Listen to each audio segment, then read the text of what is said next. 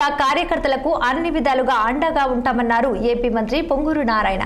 Assembly ఎన్నికల ముందు ఇచ్చిన హామీ మేరకు ఏడాదికి 10 కోట్లతో తమ కుటుంబం తరపున సొంత నిధి ఏర్పాటు చేస్తున్నట్లు చెప్పారు. ఇప్పటికే విడతల వారీగా ఒక్కొక్కరికి 25,000 చొప్పున చెక్కులు పంపిణీ చేశామన్న ఆయన సాయం కావాలని కోరిన 308 మంది కార్యకర్తలకు తాజాగా మరో 25,000 చొప్పున మొత్తంగా 76,25,000 విలువ చేసే చెక్కులను పంపిణీ చేస్తున్నట్టు మంత్రి తెలిపారు. ఇట్టి చెక్కులను తమ కుమార్తె శరణితో కలిసి అందజేసినట్లుగా మంత్రి నారాయణ చెప్పారు. అదేవిధంగా రాజధాని రైతు సమస్యల పరిష్కారానికి ప్రభుత్వం తరపున కమిటీ ఏర్పాటు చేశామంటున్న రాష్ట్ర పురపాలక శాఖ మంత్రి నారాయణతో మా నెల్లూరు ప్రతినిధి కృష్ణ ఫేస్ టు ఫేస్.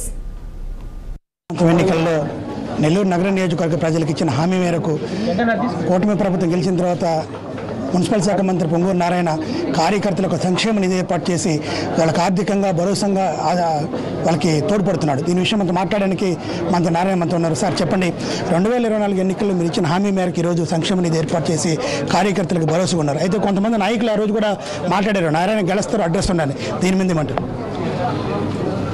నాయకులు ఏం మాట్లాడతారో వాళ్ళకే తెలియాలి. ఎందుకంటే 2019-24లో తెలుగుదేశం కాదు, ఇక్కడ ఉన్నది వైసీపీ. 2024లో తెలుగుదేశాన్ని అత్యధిక మెజారిటీతో సిటీలో గెలిపించారు. ఎలక్షన్ ముందు నేను చెప్పలా, ప్రామిస్ చేయలా. జనరల్గా ఎలక్షన్ ముందు చెప్తారు.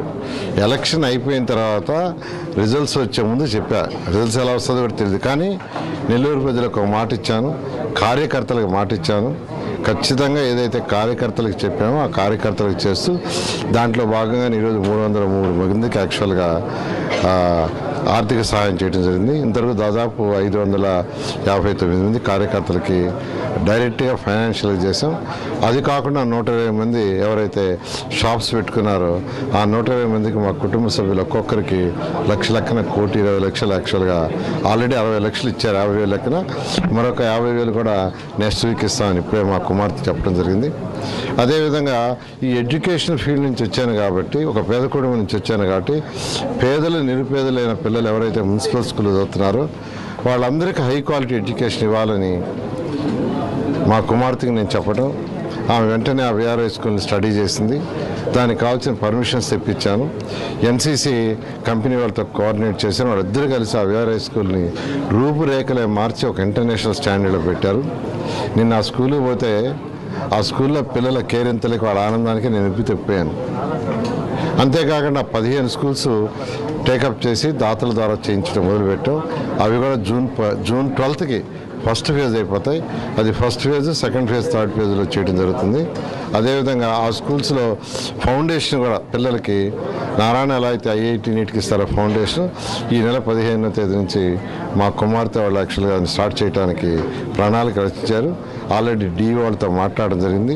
ఈ విధంగా నెల్లూరు ప్రజలకు ఏదైతే మాట ఇచ్చానో దానికంటే నేను ఎక్కువే చేస్తున్నాను. నెల్లూరు నగరానికి సంబంధించి నేను ఎన్నికలకు ముందు ఏదైతే రిజల్ట్ రాకముందు ఏదైతే కార్యకర్తలకి నేను హామీ ఇచ్చానో ఆ మేరకు మా కుటుంబం తరపున ఏదైతే నారాయణ కుటుంబం ఫ్యామిలీ ఉన్నారో ఫ్యామిలీ తరపున సంవత్సరానికి 10 కోట్ల చొప్పున కార్యకర్తలకు భవిష్యత్ నిధి ఏర్పాటు చేస్తాం.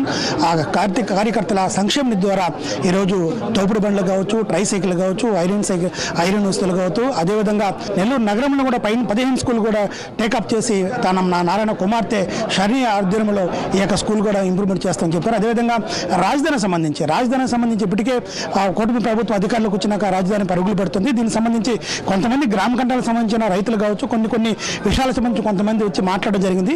ఆ విషయాలు కూడా ఏదైతే రాజధానికి భూములు ఇచ్చిన రైతులు ప్రతి ఒక్కరికి కూడా ఏ సమస్య లేకుండా సమస్యలన్నీ తీర్చడానికి కూడా ఒక కమిటీ వేసాం. కమిటీ కూడా నిర్ణయిస్తుంది. కమిటీ కూడా ఇప్పటికే రాజధాని రైతులతో మాట్లాడుతుంది. ఏ సమస్య లేకుండా కూడా దాన్ని పూర్తి వాళ్ళకి అన్ని కూడా వాళ్ళ అనుమానాలు తీర్చి రాజధాని ఇంకా ముందుకు తీసుకెళ్తామని నారాయణ తెలియజేస్తున్నారు. కెమెరామెన్ చలపతో కృష్ణ 16 నెల్లూరు.